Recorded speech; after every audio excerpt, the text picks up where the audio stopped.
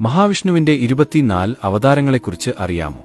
ദുഷ്ടനിഗ്രഹത്തിനായി ഈശ്വരൻ സ്വീകരിക്കുന്ന രൂപങ്ങളെ അവതാരങ്ങൾ എന്ന് പറയുന്നു. പൂർണ്ണ ശക്തിയുള്ള അവതാരങ്ങളെ പൂർണ്ണാവതാരങ്ങൾ എന്നും, താൽക്കാലിക ശക്തിയുള്ള അവതാരങ്ങളെ ആവേശം എന്നും, ദേവാംശം കൊണ്ട് ജനിക്കുന്നവയെ അംശാവതാരങ്ങൾ എന്നും പറയപ്പെടുന്നു.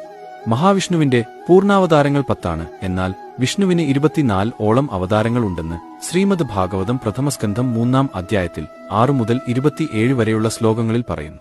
ഒന്നാമത്തേത് ആദിപുരുഷൻ. ഭഗവാൻ വിഷ്ണുവിന്റെ ആദ്യ അവതാരമാണ് നാരായണൻ. ആദിശേഷന്റെ മുകളിൽ ശയിക്കുന്ന അവതാരമാണ്. സൃഷ്ടിയുടെ ഉദ്ഭവമാണ് ഈ അവതാരം.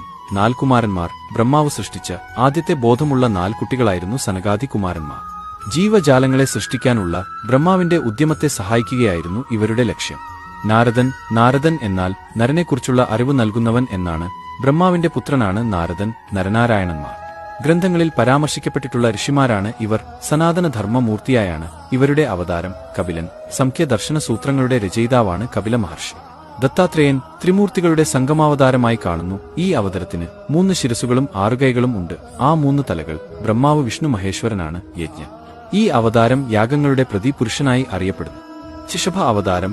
ജൈനിസം ഈ അവതാരത്തിൽ നിന്നും പിറവി എടുക്കുന്നത് മനുഷ്യരുടെ മോക്ഷപ്രാപ്തിക്കായുള്ള വഴി കാട്ടിക്കൊടുക്കുന്നതായിരുന്നു ഈ അവതാരം. ഋതു അവതാരം ഭൂമിയെ സംരക്ഷിക്കുവാൻ വേണ്ടി പിറവി എടുത്ത അവതാരമാണ്. ഭൂമിയിലെ ആദ്യത്തെ ദൈവികമായ ശക്തിയുള്ള രാജാവായിരുന്നു.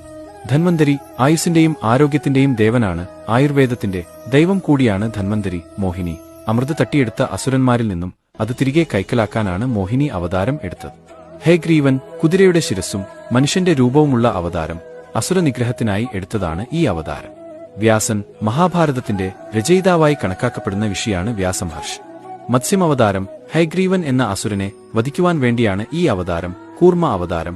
പാലാഴി കടയുമ്പോൾ താഴ്ന്നുപോയ മന്ത്രപർവ്വതത്തെ പൊക്കിക്കൊണ്ടുവരുവാൻ എടുത്ത അവതാരം. വരാഹ അവതാരം. ഭൂമിദേവിയെ ഹിരണ്യാക്ഷനിൽ നിന്നും രക്ഷിക്കാനായാണ് ഈ അവതാരം. നരസിംഹം അസുരനായ ഹിരണ്യകശിപുവിനെ വധിക്കുവാൻ വേണ്ടി എടുത്ത അവതാരമായിരുന്നു. വാമനൻ മഹാബലിയെ പാതാളത്തിലെ സുതലത്തിലേക്ക് അയക്കാൻ അവതരിച്ച അവതാരമായിരുന്നു. പരശുരാമൻ പരശുകൊണ്ട് കേരളക്കരയെ സമുദ്രത്തിൽ നിന്ന് വീണ്ടെടുത്ത മഹാബ്രാഹ്മണനെന്ന്. ശ്രീരാമൻ രാവണൻ എന്ന അസുരനെ വധിക്കുവാൻ വേണ്ടിയായിരുന്നു ഈ അവതാരം. ബലരാമൻ മഹാവിഷ്ണുവിന്റെയും അനന്തന്റെയും അംശം ബലരാമനിൽ ചേർന്നിരിക്കുന്നു. ശ്രീകൃഷ്ണൻ കംസവധത്തിനായി എടുത്ത അവതാരം. ശ്രീബുദ്ധൻ ബുദ്ധിസം ഈ അവതാരത്തിൽ നിന്നുമാണ് ഉണ്ടായത്. കൽക്കി കലിയുഗാന്ത്യത്തിൽ ഭഗവാൻ മഹാവിഷ്ണു കൽക്കി എന്ന അവതാരമെടുക്കുമെന്ന് പല പുരാണങ്ങളും പ്രവചിക്കുന്നു. കലിയുഗത്തിലെ കലിയെ വധിക്കാനാണ് ഈ അവതാരം.